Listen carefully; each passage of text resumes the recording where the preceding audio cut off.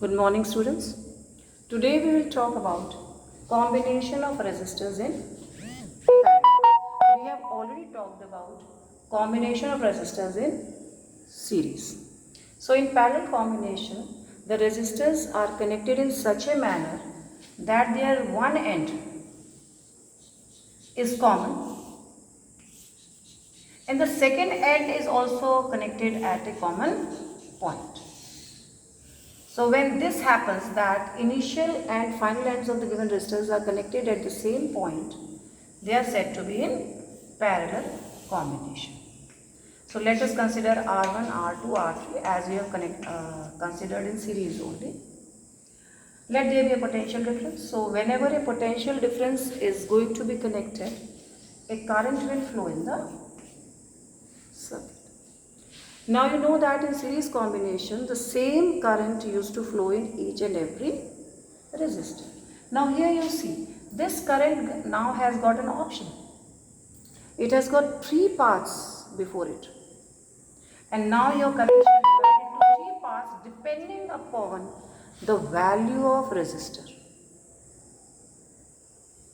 Less the resistor, less the value of resistance, more is the current.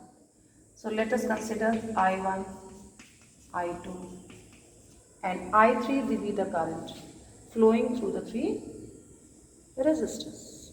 And your I must be equal to now I1 plus I2 plus I3.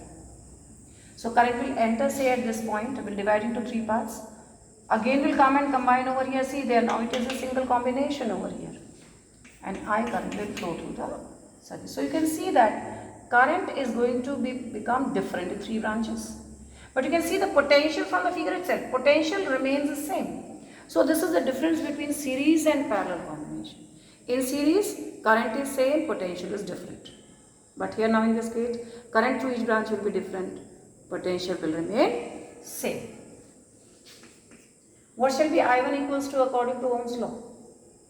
Since the potential is same through each of the resistor, it will be V upon R1 plus V upon R2 plus V upon R3. This is your I. Now what we want? Combination. I don't want these three resistors separately, I want only one resistance.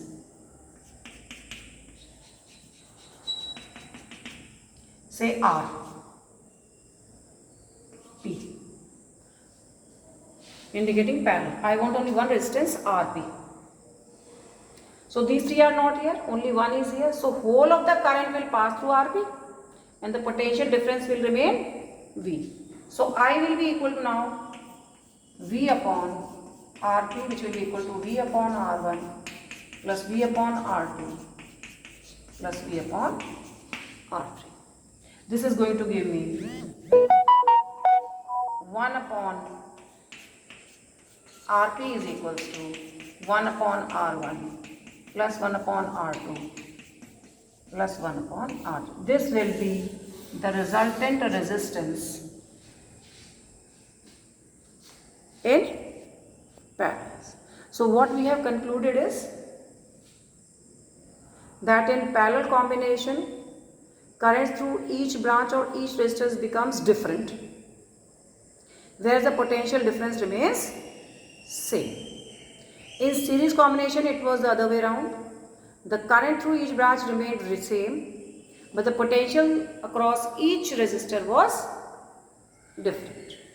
Alright, and when you use these formulas, you'll find out that in series combination, the answer or the resultant resistance will always be greater than the largest of the resistance used, whereas in parallel combination, the resultant resistance will be smaller than the smallest resistance used in parallel.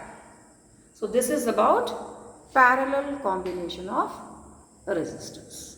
Thank you.